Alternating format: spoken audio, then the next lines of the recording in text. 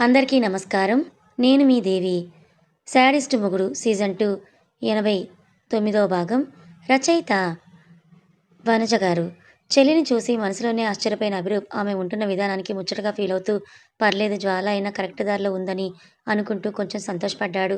అతన్ని చూడగానే అయాన్ అడుగుల్లో వేగం తగ్గించి, ఎందుకొచ్చారు అన్న డౌట్‌తోనే కిందకు వెళ్ళిన అయాన్‌కు అభిరూప్ లేచి నిలబడి నమస్కారం చేయడంతో, తనకు నేర్పిన లక్షణాల ద్వారా తిరిగి ఒక నమస్కారం పెట్టిన అయాన్ అతని వంకే ఎందుకు వచ్చారు అని అన్నట్లు చూశాడు. జ్వాల కూడా అయాన్ని చూసి అతను ఎవరితో మాట్లాడుతున్నాడు అన్నది గమనించాక అభి అనుకోబోయి మళ్ళీ తను చిన్నది అని గుర్తుకొచ్చి, అన్నయ్య ఎందుకిక్కడికొచ్చాడు?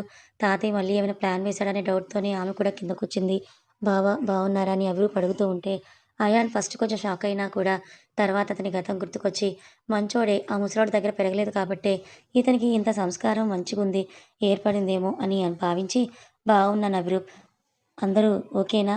మీతో ఒక విషయం మాట్లాడదామని వచ్చానంటూ అతను చెప్పేసరికి ఏంటన్నట్లుగా చూశాడు అయాన్. మా తాతయ్యకున్నటువంటి హెల్త్ అప్సెట్ అయ్యింది. లైట్‌గా హార్ట్ స్ట్రోక్ అయినా కూడా ఆయన జ్వాల గురించి ఆలోచిస్తూ బాగా డిస్టర్బ్ అయ్యాడు కాబట్టి ఒకసారి తనని చూపిస్తే నార్మల్ అవుతాడేమో.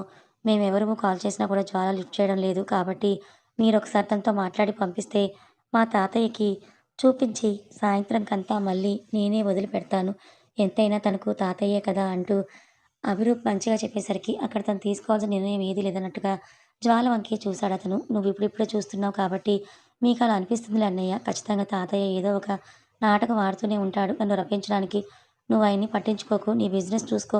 ఒక 2, 3 రోజులు మనం పట్టించుకోకపోతే ఆయనే సైలెంట్ అయిపోతాడు అని అంటూ జ్వాల నిర్కషగా, పైగా సంబంధం లేనట్టుగా మాట్లాడేసరికి అభిరూప్ ఆమె బిహేవియర్‌కి ఫస్ట్ కొంచెం షాక్ అయినా కూడా, లేదు జ్వాల, నేను డాక్టర్‌తో మాట్లాడాను. నిజంగానే హెల్త్ అప్సెట్ అయింది. నువ్వాయనకు ఏం సాయం చేయొద్దు. ఆయనతో అసలు ఎక్కువగా మాట్లాడొద్దు. కేవలం హెల్త్ గురించి మాట్లాడేసొచ్చేయి ప్లీజ్ అంటూ అభిరూప్ రిక్వెస్ట్ చేయడంతో జ్వాల లేదు నేను రాను అని చెప్పబోయేంతలో అయాన్ ఎంతైనా చిన్నప్పటి నుంచి నిన్ను చూసుకున్న అతను కదా, ఒకసారి వెళ్ళిరా అని చెప్పడంతో ఇక తప్పక అతని మాటను కాదనలేక సరే అని చెప్పింది జ్వాల. వెళ్ళి రెడీ అయ్యేసిరా, మీ అన్నయ్య తీసుకువెళ్తాడంటూ అయాన్ చెప్తే వినకుండా ఎలా ఉంటాను, అలాగే వెళ్తాను అని చెప్పి నువ్వు టిఫిన్ చేశావా అంటూ అభిరూప్‌ని చూస్తూ అడిగితే లేదు అవునన్నట్టు అతను అడ్డదిడ్డంగా తల ఊపడంతో అయాన్‌కి అభిరూప్ దగ్గరుండి వడ్డించిన జ్వాల మధ్య మధ్యలో పిల్లలకు కూడా తినిపిస్తూ అరగంట తర్వాత ఈశ్వర్‌కి చెప్పి అభిరూప్‌తో కలిసి స్టార్ట్ అవుతుంది. ఏ హాస్పిటల్ అభిరూప్ అని అయాన్ అడిగితే అతను ఒక హాస్పిటల్ పేరు చెప్తే అది తమ హాస్పిటల్ కాదు కాబట్టి జాగ్రత్త, ఏదైనా ఇంపార్టెంట్ అనిపిస్తే కాల్ చేయని జ్వాలకు చెప్పి ఒక చూపు ఆమె వైపు చూసి వెళ్ళిపోయాడు అయాన్. అయాన్ తన హాస్పిటల్‌కి వెళ్ళిపోతే అభిరూప్ జ్వాలను తీసుకొని మార్తాండం జాయిన్ చేసిన హాస్పిటల్ వైపే వెళ్ళాడు. కానీ జ్వాలకు మాత్రం ఎందుకో అదంతా నిజమని అనిపించక ఇంకోసారి అభిరూప్‌తో చెక్ చేసుకుంటూ నిజంగానే తాతయ్యకి బాలేదా? లేదంటే నేను ఇన్ని రోజులు టచ్‌లో లేను కాబట్టి నన్ను తీసుకురావడానికే ఇలాంటి ప్రయత్నం ఏదైనా చేస్తున్నారా అన్నయ్య అని అడగటంతో లేదురా, కొన్ని రోజులుగా ఆయన నిజంగానే చాలా డల్‌గా ఉన్నాడు.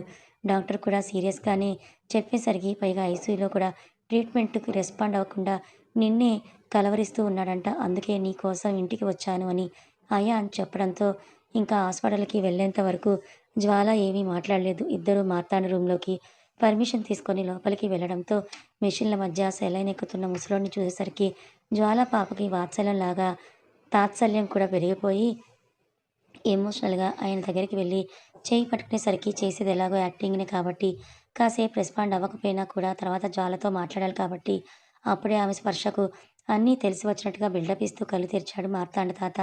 ఆయన జ్వాల కోసం వెయిట్ చేస్తున్నా కూడా బాగా పండించిన విషయం జ్వాల ఉన్న తీరు, ఆమె కట్టుబొట్టు చూసి ఆ ఇంట్లోకి వెళ్తే ఎవరైనా ఇంతేనేమో అని అనుకుంటూ ఎలా ఉన్నావమ్మా అని పెద్ద పదాలు కూడా తీసుకుంటున్నట్టుగా యాక్టింగ్ చేయడంతో నేను బాగున్నాను తాతయ్య, నువ్వేంటి సడన్‌గా ఇలా అయిపోయావని జ్వాల ఎమోషనల్‌గా అడుగుతూ ఉంటే, ఆహా! నా ఇంటి వారసురాలనుకున్నాను కానీ వీళ్ళిద్దరికి ఎక్కడో అమ్మ పోలికలే వచ్చినట్టున్నాయి. అందుకే ఇంత త్వరగా లొంగిపోయారని అనుకుంటూ, ఈ చేతులతో పెంచి పెద్ద చేసిన నువ్వు దూరం అయిపోతే ఇలా మంచాన పడకుండా సంతోషంగా ఎలా ఉంటానమ్మా? ఇక నుండి అయినా నాతో ఉంటావా జ్వాల? అని అంటూ ముసలోడు యాక్టింగ్ ఇరగదీయడంతో వెంటనే లేదు అని చెప్పి పైకి లేచింది జ్వాల. నీకు నాకంటే ఆ ఇల్లే ఎక్కువైపోయిందా ఇప్పుడు అని మార్తాండ తాత అడిగేసరికి చెల్లిని సేవ్ చేస్తూ తాతయ్య ఇప్పుడు అవన్నీ ఎందుకులేండి, మీరు సైలెంట్‌గా ఉండి రెస్ట్ తీసుకోండి. ఏం జరిగినా కూడా తను మీ మనవరాలు కాకుండా పోదు కదా అని చెప్పి జ్వాలని బయటికి తీసుకొచ్చేస్తూ నువ్వు ఆయన మాటలేమీ పట్టించుకోకురా, బావకి చెప్పినట్టుగా సాయంత్రం నిన్ను తీసుకొని వెళ్ళి ఇంట్లో వదిలిపెడతాను అని చెప్పి ఇద్దరూ బయట వెయిటింగ్ లాంజ్‌లోనే కూర్చొనుంటారు. చూస్తుండగానే సాయంత్రం అయిపోయింది. అక్కడ హాస్పిటల్‌కి వెళ్ళిన అయాన్‌కు జాస్మిన్ కాస్త హుషారుగా అనిపించినట్లుగా ఉండడంతో ఆమెను డిశ్చార్జ్ చేయడానికి సిద్ధమయ్యాడు. కానీ గీత పర్సనల్‌గా అయాన్‌ను కలిసి సార్ ప్లీజ్ మా మేడంని ఇంకొన్ని రోజులు డిశ్చార్జ్ అవ్వకుండా చూడగలరా అంటూ రిక్వెస్ట్ చేసేసరికి ఎందుకు ఏమైందని అడిగిన అయాన్‌కి మీరు డిశ్చార్జ్ చేస్తే తను రెస్ట్ తీసుకోవటం అంటుంచి ఖచ్చితంగా మళ్ళీ ఆ సీతారాపురంకే వెళ్తుంది. కాబట్టి ప్లీజ్ ఆవిడ డిశ్చార్జ్ అవ్వకుండా చేయండి అంటూ గీత రిక్వెస్ట్ చేసేసరికి ఆల్రెడీ ఆ ఊరు గురించి తెలిసిన అయాన్ అది చేయవలసిన పని అతని బాధ్యత కాబట్టి గీత రిక్వెస్ట్ మేరకు జాస్మిన్‌కి ఇంకో నెల ఓపీలోనే ఉంచేసి ఇక తనకు పేషెంట్స్ చేయాల్సిన ఆపరేషన్స్ ఏమీ లేకపోవడంతో చాలని ఇంటికి వచ్చేసి ఉంటుందన్న ఇదితోనే అయోధ్యకు వెళ్ళిపోయాడు అయాన్. నైట్ 8 అలా అవుతుండగా. కానీ తన రూమ్ తెరిచిన అయాన్‌కి ఆమె ఆచూకీ ఎక్కడా కూడా కనపడకపోవడంతో ఇంకా రాలేదా? పోనీ రాదా అన్న కన్ఫర్మేషన్ కోసం ఆమెకు కాల్ చేస్తే ఫోన్ స్విచ్ ఆఫ్ అనొచ్చింది. ఏమైందంటూ ఫోన్‌తో నుదురు కొట్టుకుంటున్న అయాన్‌కి అవిరూప్ దగ్గర నుంచి ఫోన్ రావడంతో వెంటనే లిఫ్ట్ చేస్తే బావ జ్వాల హాస్పిటల్‌లో లేదు. ఇంటికేమైనా వచ్చిందా అని అడగటంతో అయాన్‌కి ఒక చిన్నపాటి షాకే తగిలి అయోమయంలోకి వెళ్ళిపోయాడు. అవిరూప్ చెప్పిన దానికి ఆశ్చర్యపోయిన అయాన్, "ఏం మాట్లాడుతున్నావు అవిరూప్? జ్వాల అని నువ్వే ఇంటి దగ్గర డ్రాప్ చేస్తా అన్నావు కదా! మరి తను ఒక్కతే రావడం ఏంటి?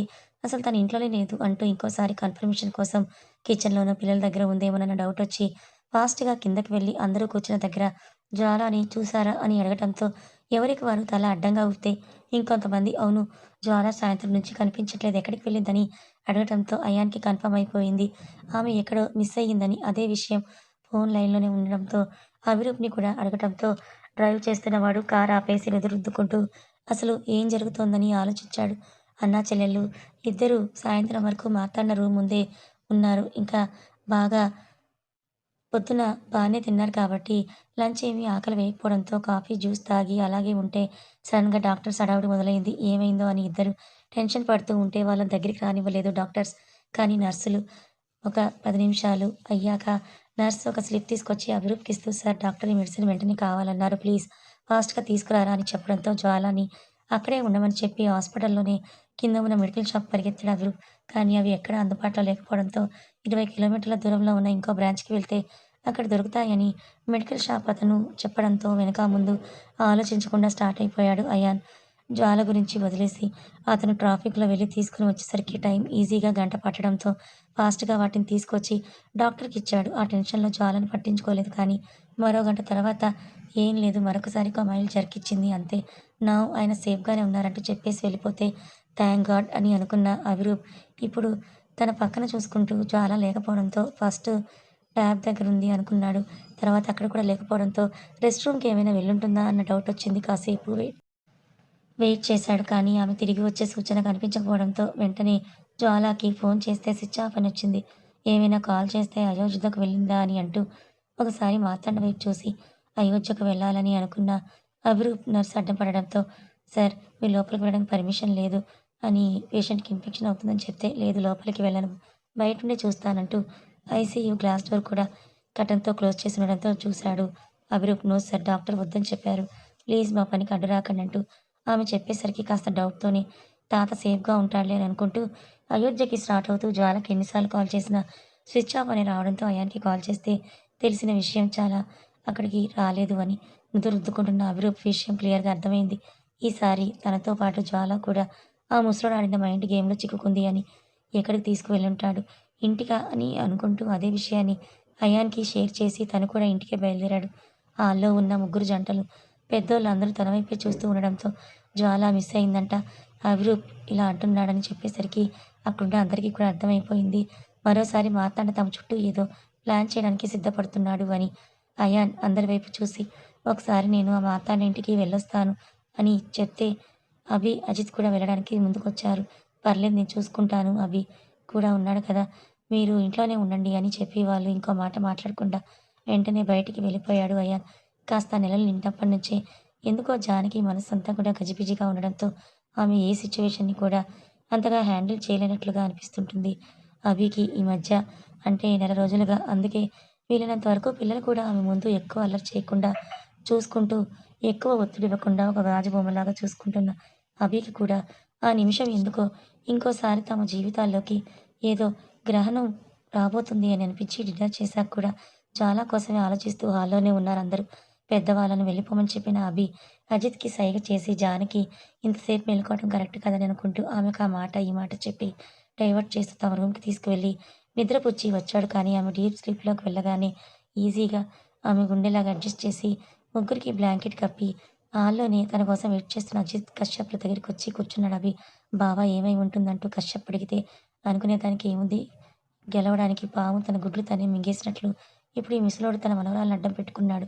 మనల్ని ఎలాగైనా బాధ పెట్టడానికని ఆలోచిస్తూ అలాగే ముగ్గురు రాత్రంతా సోఫాలోనే సెటిలయిపోయారు. తనకి ఎప్పుడూ టచ్‌లో ఉండే ఊరి వాళ్ళు కాల్ చేయడంతో నిద్రపోతున్న గీతను ఒకసారి చూసి స్టిక్ సాయంతో మెల్లిగా బయటకొచ్చింది జాస్మిన్. చెప్పండి అంకుల్ అని ఆమె అంటే, అమ్మ ఊరసలేం బాగోలేదు.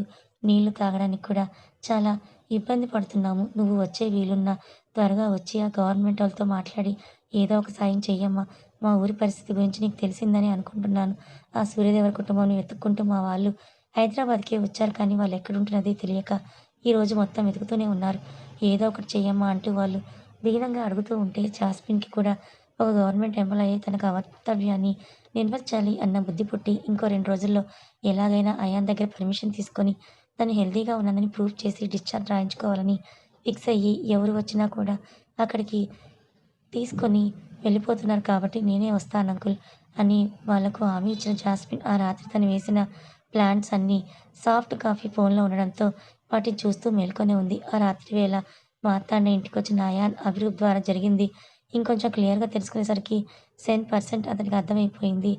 జ్వాలని ముసలోడే ఏదో చేశాడని. చంపేసుంటాడా అంటే అంత సినిమా లేదు. ఎవరో ఒకరిని అడ్డు పెట్టుకొని తననుకున్నది సాధించాలని అనుకుంటాడే తప్ప చంపేస్తే ఏమొస్తుంది కదా అని అనుకుంటూ ఆలోచిస్తున్న అతనికి మెయిడ్‌తో కాఫీ తెప్పించిన అభిరూప హాస్పిటల్ నుంచి ఇలాగే వచ్చేసినట్టున్నారు. తను కనపడక కొంచెం టెన్షన్ అయ్యాను అంతే తప్ప తాతయ్య తనని ఏదో చేస్తాడని కాదు. ప్లీజ్ మీరు కొంచెం రిలాక్స్ అవ్వండి అని చెప్పడంతో కాఫీ తాగి ఫేస్ వాష్ చేసుకున్న అయాన్ కొంచెం రిలీఫ్ ఫీల్ అయితే అభిరూప్ మార్తాండ దగ్గర నుంచి ఫోనొచ్చింది. కోపంగా లిఫ్ట్ చేసి స్పీకర్ ఆన్ చేసిన అభిరూప్ హలో తాతయ్య జ్వాల ఎక్కడుందని అడుగుతూ ఉంటే అటువైపు నుండి ముసలోడి నవ్వు ఇద్దరికీ వికృతంగా వినిపించింది. ఇంతకీ మన మార్తాండ తాతయ్య జ్వాలని ఎక్కడికి తీసుకువెళ్లారు? నెక్స్ట్ కథ ఏమవ్వబోతుందో ఏమైనా ఐడియా ఉందా? ఫ్రెండ్స్ ప్లీజ్ లేట్ అయిందని కామెంట్ స్కిప్ చేయకండి. చదివిన వాళ్ళు ఎలా ఉందో ఖచ్చితంగా చెప్పండి. Thank you so much.